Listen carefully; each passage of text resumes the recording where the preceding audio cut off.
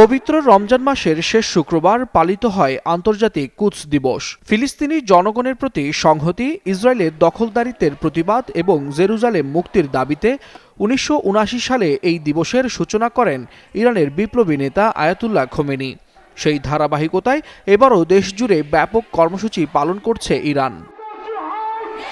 চলমান ইসরায়েলি বিমান হামলার আতঙ্ক উপেক্ষা করে শুক্রবার সকালে রাজধানী তেহরান সহ দেশটির গুরুত্বপূর্ণ শহর ইস্পাহান, হামেদান, কেরমানশাহ, মাশহাদ, ইয়াজদ এবং জাহেদান শহরের প্রধান সড়কে নেমে আসে লাখ লাখ সাধারণ মানুষ।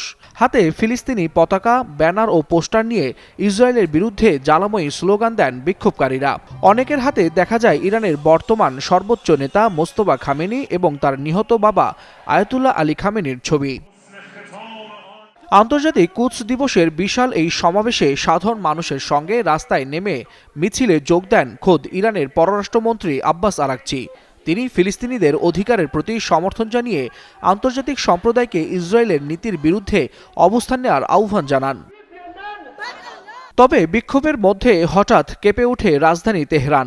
একটি চত্বরে যেখানে কুদস দিবসের সমাবেশে অংশ নিতে মানুষ জড়ো হয়েছিল, সেখানে একাধিক বিস্ফোরণের ঘটনা ঘটে। এতে অন্তত একজন নিহত হওয়ার খবর জানিয়েছে দেশটির বিভিন্ন গণমাধ্যম। রাষ্ট্রীয় টেলিভিশনের প্রতিবেদনে বলা হয়েছে, বিস্ফোরণের কারণ এখনও স্পষ্ট নয়। তবে ঘটনার আগে ওই এলাকা খালি করার জন্য ইসরায়েলের পক্ষ থেকে সতর্কবার্তা দেওয়া হয়েছিল বলে দাবি করেছে কিছু সূত্র। ঘটনার পরও ইরান জুড়ে কুদস দিবসের কর্মসূচি অব্যাহত রয়েছে। ফিলিস্তিনের প্রতি সমর্থন জানিয়ে এবং জেরুজালেম মুক্তির দাবিতে স্লোগানে মুখর হয়ে উঠেছে দেশটির গুরুত্বপূর্ণ বিভিন্ন শহরের রাজপথ। ওয়ালিউল হাসানাত, যুগান্তর নিউজ।